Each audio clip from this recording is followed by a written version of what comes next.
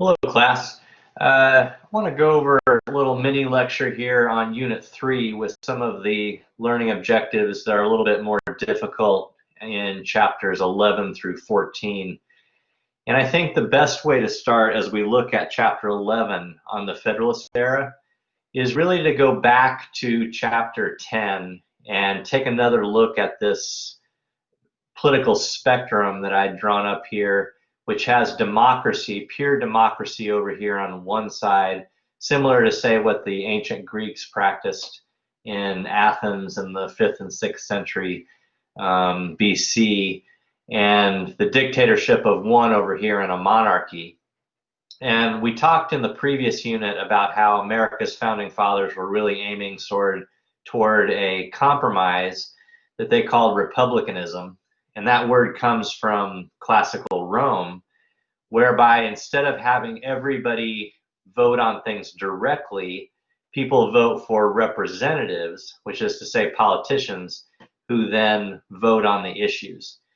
But there was a big divide in America from the very beginning of the Constitutional Convention as to how much power this new national government was going to have. Because that's what the Constitution did, is that it created a national government on top of the states in a way that there really hadn't been in the earlier years of the American Revolution. Under the Articles of Confederation, most of the power was all still at the state level, and they didn't have, for instance, a president and a Supreme Court and all that. They did have a Continental Congress, which was supposedly sort of the national government, but it didn't really wield a lot of power. That changed with the formation of the Constitution in the late 1780s and early 1790s, but there never was an agreement over how much power was going to be swung toward the national level and how much power was going to remain over at the state level. So there were a lot of different disagreements during the Constitutional Convention over representation and slavery and other issues, but this was probably the most divisive issue, and it carried over into the early years of the Republic. So if we skip from chapter 10 up to chapter 11, which is the first chapter in this unit, you can see that groups began to quickly coalesce. Groups that you could say are the precursors to political parties began to coalesce quickly around people who favored the more decentralized states' rights version of America versus a stronger national government. Hamilton saying basically, hey, we need to get real. If we're going to compete with other European powers, with Britain, we need to set up a system similar to Britain where there's a very strong centralized government that runs a strong military, and they all run their business through a national bank and so on. Whereas Thomas Jefferson really wanted to keep power more at the state level. So his was a much more decentralized version. His was also a much more democratic version in some ways and not in others. It was not very democratic in that the Republicans, as they came to be called under Thomas Jefferson, or the Democratic Republicans, they did favor slavery, and they represented the interests of Southerners and Westerners on that issue. But the Republicans were more democratic insofar as they did support expanding the vote to regular white men, rather than men who owned a lot of property, which is the way it was in the early years of the United States. That's what's called universal white male suffrage. They were also more in favor of viewing the Constitution as kind of a negative contract, whereby this showed the limits of what the national government could do. And if the Constitution didn't say explicitly that the national government could do something, then it could not. So it'd be like if you come home from school and there's a freshly baked batch of chocolate chip cookies sitting there on the kitchen counter, but there's no note. There's no note from your mother that says, by the way, help yourself, or no note that says, don't touch these cookies. There's just nothing there. Okay, what does that mean? Well, for the Jefferson side of things, For the Republican side of things, what that meant was don't touch the cookies. Whereas for the Hamilton side of things, that meant, hey, there's no prohibition against eating the cookies. So they were much more what are called loose constructionists, which is to say that if the Constitution does not forbid the national government from doing something, then it could, under the supremacy clause or the necessary and proper clause or whatever justification they looked for. And a perfect example of that was that Hamilton wanted to create a national bank here, which is not explicitly laid out or enumerated in the Constitution under a strict constructionist way of looking at things. So he wanted really to put the government's support behind building a strong military and economy. And that would be the only way really that we'd be able to compete realistically, or otherwise we would get shoved around by European powers that didn't waste time messing around talking about decentralization or anything like that. So this is really sort of the first two-party system in American history. They didn't call them parties at the time, and the Founding Fathers had hoped to avoid parties, but they ended up being inevitable. And these were two cabinet members, key cabinet members of George Washington. So what we're looking at here is George Washington's cabinet, with Thomas Jefferson being Secretary of State and Alexander Hamilton being Secretary of the Treasury. As Treasury Secretary, Hamilton did more than any Treasury Secretary ever in American history, insofar as he basically invented the whole early economy that everyone else would later follow on with, the whole idea of the national government raising funds by selling Treasury bonds. And his idea of the national bank did kick in initially. The idea of setting up tariffs or import duties so as to try to discourage foreign competition, all of that comes from Hamilton. The basic currency system, that the idea that the national government was going to have a currency to begin with, which it didn't in the very early years of the United States. And it took a while also for that to kick in and become a normal thing that people would use in their exchanges. It wasn't really until after the Civil War. But he became known, or his coalition became known as the Federalists. And Jefferson's coalition became known as the Republicans, because they were a little bit more on toward the Democratic side. Federalists were people who favored a strong national government, but still within the framework of a federal system, which is to say that power would be shared. It would just be shared a little bit more at the top, I guess you could say. So this is the basic, these are a lot of things on this graph are basic concepts that you need to understand, I think, in order to understand what follows later in this chapter. But it's also important to understand this if you look at the impact of the French Revolution on the early United States.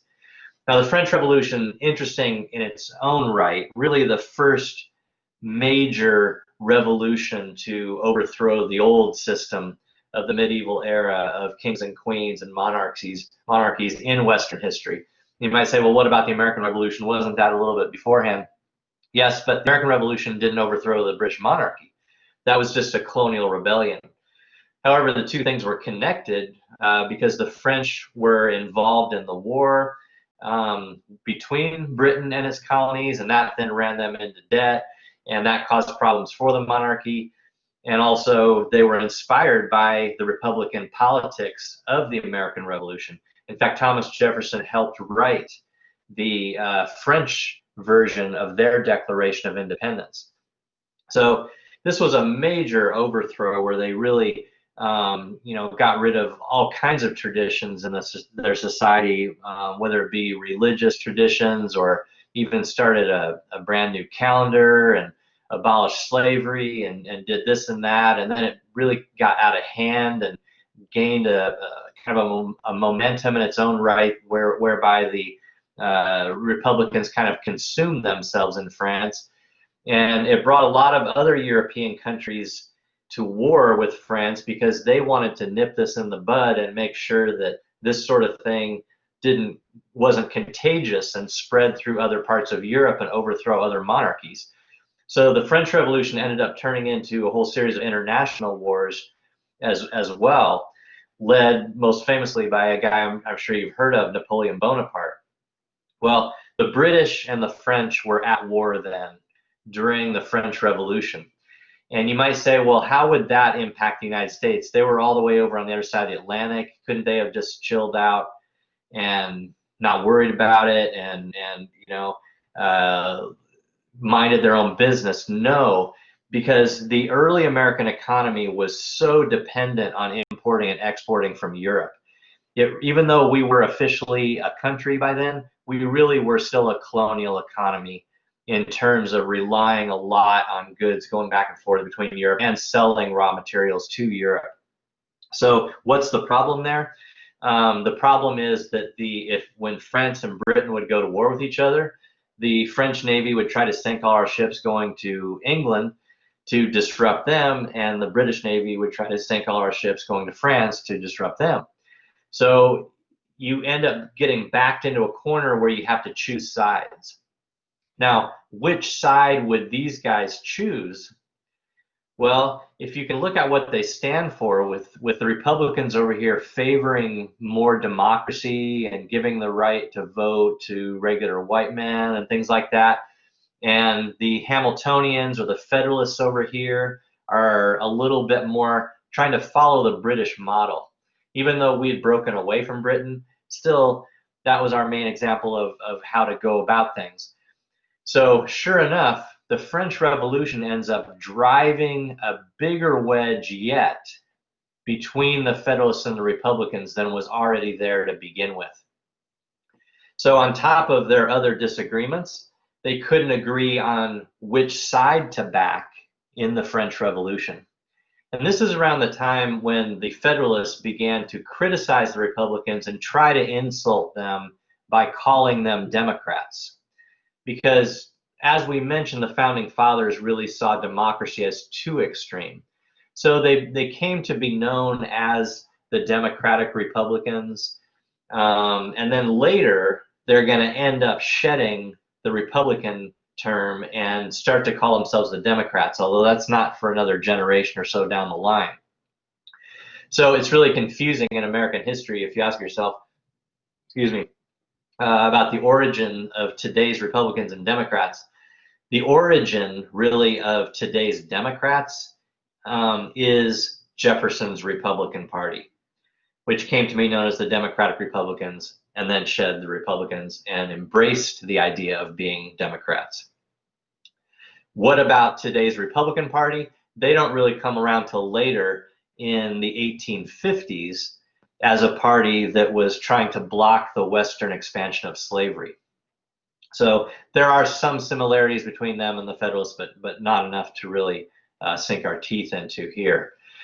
So which side would the United States take? Well, eventually under George Washington, and I mentioned these guys are in George Washington's cabinet, Washington did side with the British. Washington and Hamilton sided with the British, which was very upsetting to Thomas Jefferson. He ended up resigning basically and quit to go home and lick his wounds back in Charlottesville, Virginia. So there are all kinds of problems between these factions here. And the whole idea, for instance, of having freedom of the press, oh boy, we stumbled out of the block badly on that one, because as the French Revolution began to heat up, the Federalists basically tried to outlaw the opposition press right away within the first 10 years of when the First Amendment came into being. It was swept under the rug temporarily. The Republicans are very upset because they're saying, wow, who are we siding with? We're siding with the British? Come on. I thought this was a democratic revolution. We should be siding with the French. So this ended up being very divisive in American politics. Did the French Revolution and this disagreement over how strong the national government was going to be, how democratic were we going to be. The Federalist era really almost slipped into civil war. People don't realize that, but we were on the cusp of civil war there for a while in the 1790s. Could we even run a peaceful election? Well, 1796, we did manage to pull that off, and John Adams won for the Federalists, But under the original Constitution, that meant that the guy who was running against him, which was Thomas Jefferson, he was then vice president because he got the second most amount of votes. So we had to work that kink out of the Constitution. Otherwise, we'd be in a situation where, for instance, Donald Trump's vice president would be Hillary Clinton. And you can imagine how that would have worked over the years. Surely, at some point over the last 200 years, that would have resulted in some sort of assassination conspiracy or something on the part of the vice president, because all that would be standing between the vice president and the presidency would be getting rid of a politician who's on the opposing political party anyway. So anyway, the French Revolution ends up having a big impact on American politics, and the same dynamic ends up leading to the War of 1812. And what I mean by the same dynamic is that the United States could not extricate itself. It could not remove itself from the Atlantic economy of importing and exporting, and to the point where they were self-reliant and could just turn their back on Europe and say, we don't care what kind of wars are going on over there. We're just going to mind our own business. We're going to be more isolationist. No, we could not do that. And so these wars continued then during the Napoleonic era between Britain and France, and once again drug us in then during the War of 1812. Now, as you move up into chapter 12, I think that one of the most difficult LOs is number 6, 12.6, where it talks about evaluating Jefferson and Madison's embargo against European trade, analyze its cause, how it led to the War of 1812. Why was it so divisive between the Northeast and the rest of the United States? Because when President Jefferson and then his successor, President Madison, tried to embargo American trade from the Atlantic, that really hurt the Northeast more than it hurt the South and the West. The South and the West is really where the Republican Party or the Democratic Republicans were getting most of their votes, and the Federalists were strongest up in the Northeast. And so that then led to consideration of the first secession in American history, which we always associate naturally with the Southern Confederacy in 1860 and 61 leading up to the Civil War, because that's when one actually happened. But it almost happened in the years leading up to the War of 1812, because the Federalists in New England were thinking, why don't we just rejoin England? Why don't we rejoin the British? Then we could trade with them. After all, what's the U.S. doing for us other than Jefferson is destroying our economy? So that ended up being very divisive as well. And Jefferson's presidency, which had gotten off to such a good start with Western expansion, with the Lewis and Clark expedition, and most importantly, the Louisiana Purchase, that doubled the size of the U.S. without firing a single shot, really ended on a bad note because of these problems with the Napoleonic Wars, and he was taking way too big of a role in the economy. The president doesn't really have the right to embargo trade goods all the way up and down the East Coast. In fact, after all, that's what King George had done to the Americans to punish them back in 1775, which helped lead to the American Revolution. So nonetheless, Jefferson's idea of the vote expanding to regular white men, which doesn't sound like a big deal to us. To us, we hear that and say, yeah, so what? We're still excluding almost everyone else. We're still excluding all women, Native Americans, African Americans, etc. True. But it's also true that there are a heck of a lot more regular working class white men in America than there are even upper middle class landowners and wealthy white men. So this is going to precipitate a major revolution in American politics, whereby regular people start voting. Once regular people start voting, then politicians have to find a way to communicate with regular people. And you can see a painting of a stump speech over here, where they cut down a tree and a guy would get up on his stump, and they didn't have a megaphone or a microphone or anything like we do today. You had to really speak a different language than the founding fathers. Somebody like George Washington, for instance, he wouldn't have been caught dead talking to a regular white guy. And he bragged about that, in fact. They still came from a much more aristocratic, class-based system that they had grown up with under the British. This now was going to require a completely different type of politician, and it was going to require a way to organize voters, to get the vote out, as MTV used to say a few years back. How are you going to do that? You're going to do that with speeches. You got to go out and meet the people. You got to shake their hands. You got to talk to them. And the way to organize them, the way to get 51% of the vote, that's really where you get the birth of true political parties.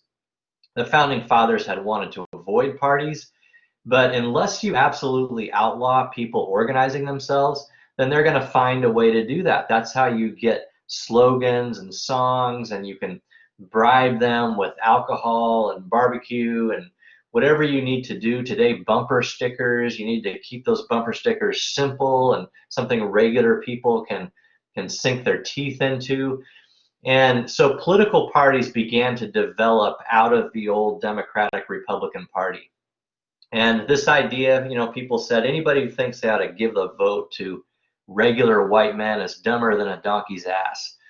And sure enough, they adopted that as their slogan. They owned that, and they made the donkey the symbol of the early Democratic Party.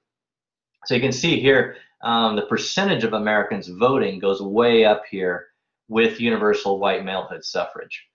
And then what do we get over here? Why does it go up so much more, even around, looks like 1920 or so? Well, that's because women got the right to vote in all the states after the 19th Amendment. So the party system is a way to organize voters. If you don't outlaw that, it's just like in sports or biology or anything else in life, teamwork is the best way to actually get things done. The Democrats had to figure out how to do that. They had to figure out, for instance, how to make sure not to run more than one candidate like they did in 1824, and then they stole votes from each other. So that's when they decided, let's have a convention the summer beforehand and decide on one candidate. And it ended up, the face of the party ended up being really one of the great heroes from the War of 1812, the hero of the Battle of New Orleans, who was Andrew Jackson. This brings us up to the Jacksonian era of American politics. Jackson was not like the founding fathers. He was not highly educated or well-traveled or Enlightenment philosopher or anything like the guys were that started the United States. He was really sort of the first, born barefoot in a log cabin type guy, kind of like Lincoln would be a little higher end version of a few years later. But Jackson had all kinds of issues when he was president. And the one I wanted to focus on here, because it connects over to one of the more difficult learning objectives, is learning objective 13.6, which is explaining how the nullification crisis in South Carolina contributed to sectionalism and the Civil War. The argument here is an argument that we still have today, and we're going to talk about more later. But the idea of free trade, which is probably the most efficient way overall for the most people to move goods around, versus protectionism and putting up high import duties, high tariffs, like the kind that Hamilton had advised, to discourage foreign competition because it makes foreign goods artificially more expensive. These tariffs tended to hurt the South more than the North. The North liked them because it was helping to incubate Northern industry and giving that a chance, giving the Industrial Revolution a chance to get up off the ground in America. The South didn't like it because all it did is just make imported goods more expensive coming from Europe. Plus, they were major exporters of cotton to Britain and Europe. And so when we put up tariffs, our foreign countries put up retaliatory tariffs to punish us for that. There was a huge argument over this, and Jackson was about to go to war on behalf of the United States and go crush this rebellion, because what South Carolina was saying is, if we don't find a law constitutional like the tariff, then we can nullify it within our state. Now, on the surface, this is an argument over tariffs, but there's a subtext to this argument, which is that if states can't nullify national laws, then that would mean that ultimately the national government could also outlaw slavery. And so this, in some ways, is kind of a precursor to the Civil War. It's kind of a it anticipates what's going to happen later. It presages what's going to happen later. On the other hand, Jackson was so upset with Calhoun that he basically Calhoun quit, and he was no longer Jackson's vice president. Who did Jackson replace him with? Was Martin Van Buren, who was really one of the earlier organizers of the Democratic Party. He was a Democrat. That ended up being very important. Why? Because you now start to have the Democratic Party really has kind of a strong north-south axis between a Southerner, a Tennessean like Andrew Jackson, New Yorker like Martin Van Buren. And this allowed the Democratic Party to stay strong throughout the country on a north-south axis. When will the Civil War happen? When that axis breaks. When the Democratic Party splits into northern and southern factions, with the Southern Democrats forming the Confederacy, that's when we're going to end up having a Civil War. Now, getting up into chapter 14, which is the market revolution, I think most of it is pretty straightforward. You can read about how the steam technology kicked off the Industrial Revolution. One of the few things historians agree on is that absolutely, without a doubt, is what changed so much and triggered the Industrial Revolution was the application of steam power, not just to driving factories and things like that, but also to transportation. In other words, it led to the locomotive, the train, steamboats, steam-powered presses ended up having a big impact on political and religious revolutions, allowing more books and periodicals and sermons and tracts and things like that to get out there. But look what happens to the world population with the beginning of the Industrial Revolution here. This is really what creates modern times, is in industry.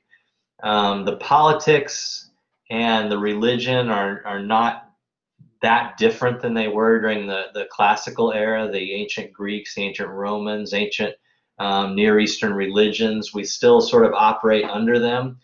But the big kicker, the thing that really changed human history and led our lives to be so much different than our grandparents and so much different than our future grandkids, is technology and the Industrial Revolution. So this chapter goes into various aspects of that, including how the United States really excelled at developing standardization and mass production. But then this was creating problems because we were farming way more than we could move stuff around with. In other words, a farmer was now able to, with steel tip plows, was able to cultivate maybe 10 times more land. But if you harvest 10 times more corn or wheat, what good is that if you can't get it to some other market?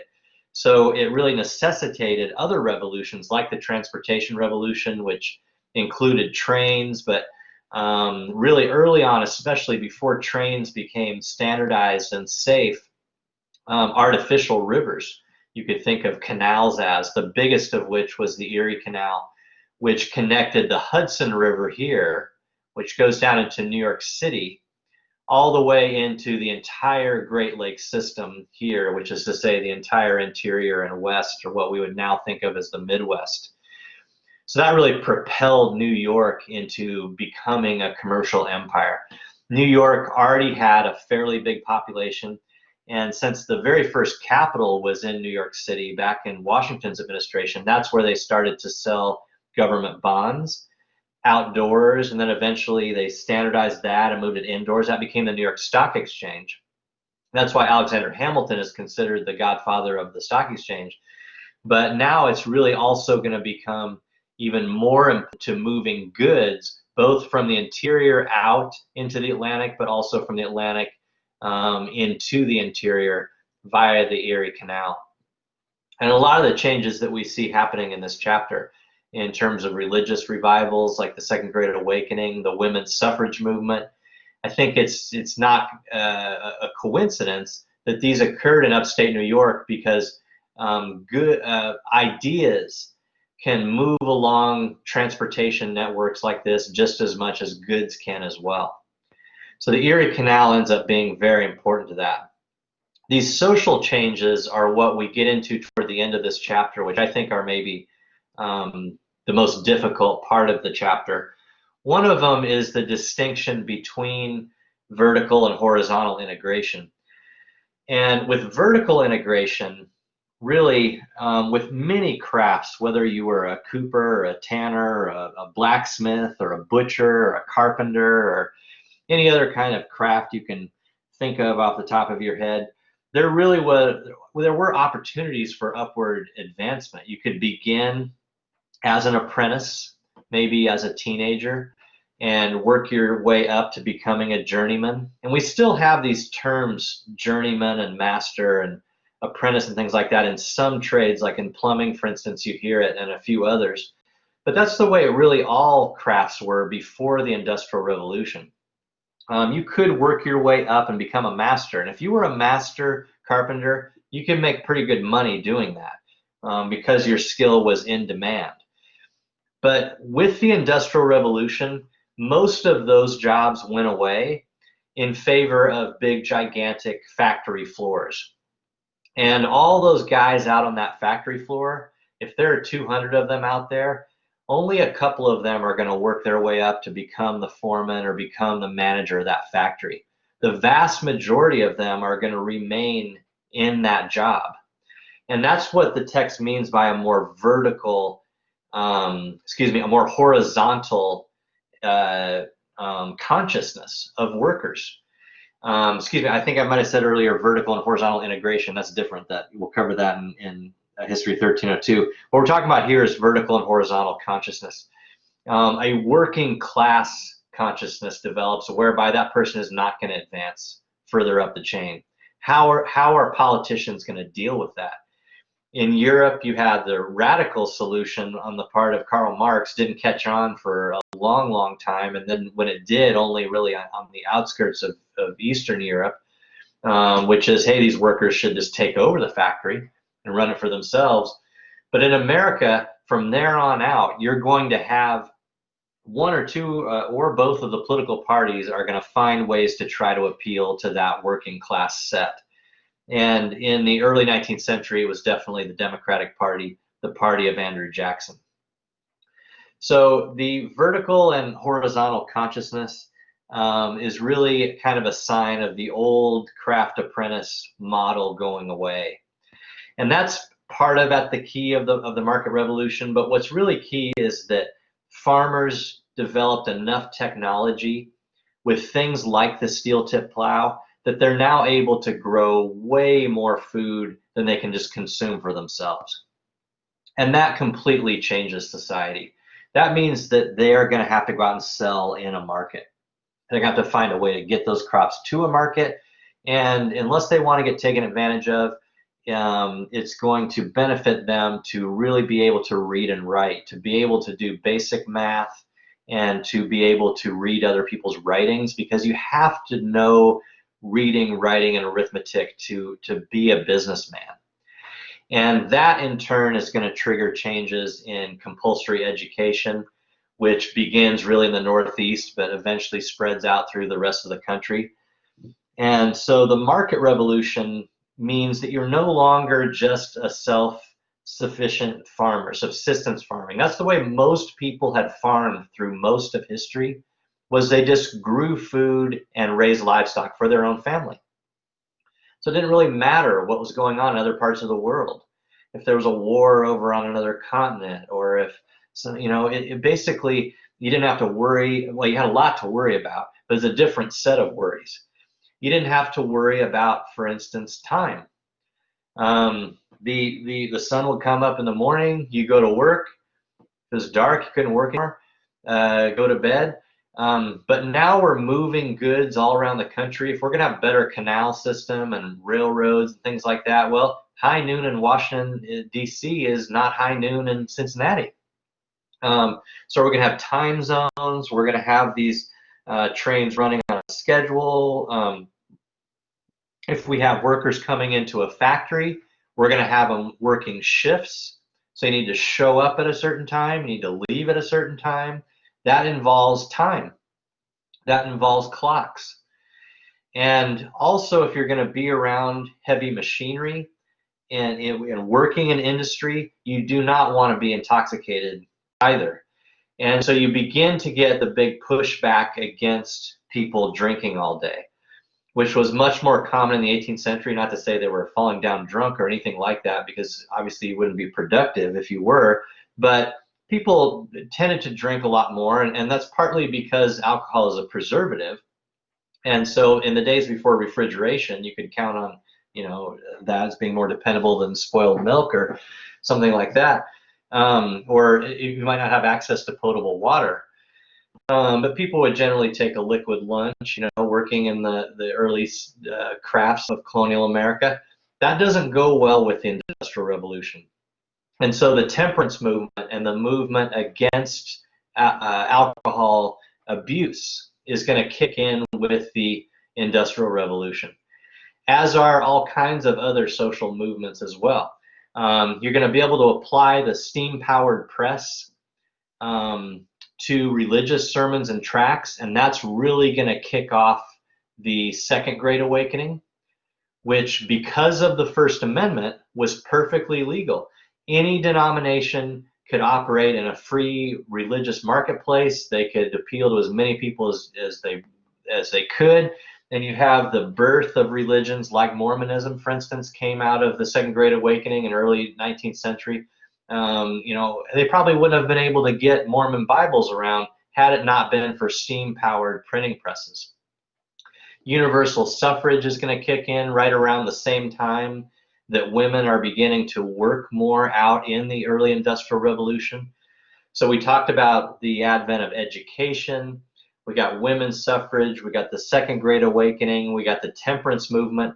A big part of the Second Great Awakening was that in order to bring about the second coming of Christ, Americans had to fix some of their bigger problems, like, for instance, alcohol abuse, like prison reform. Rather than just lock people up and throw away the key, we were now going to have penitentiaries, in other words, to do penance and try to reform prisoners and bring them back out into society as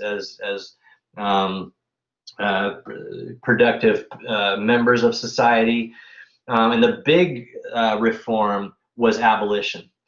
That Jesus would not come back a second time unless the United States got rid of its original sin of slavery. This was a huge part of the Second Great Awakening as it emerged in the northern states, but for obvious economic reasons, it did not catch on in the South. Why it would catch on in some regions and not others, that's a perfect example of moral relativism.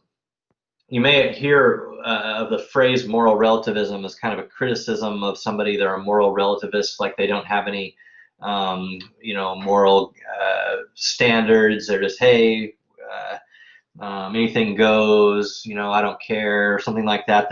That's not really what the term means when historians use it. Historians use the term moral relativism in a descriptive way, which is to say that people's morals change based on historical circumstance, based on time and place, and based on the economy especially. So that if you have a thriving slave-based economy in the South that's making people a lot of money, like cotton and sugar were, then morals are going to be contingent on that, and they're going to change the morals. The morals and the religion are the malleable part. You change those to match the money part. Perfect example of that happened in the United States, where the two different regions developed very different views on slavery. Although the number of people in the North who were really abolitionists and really opposed to slavery was quite small at this period in time. So we'll get into that a lot more when we get into the next unit. Hope this helps you on 3. Good luck.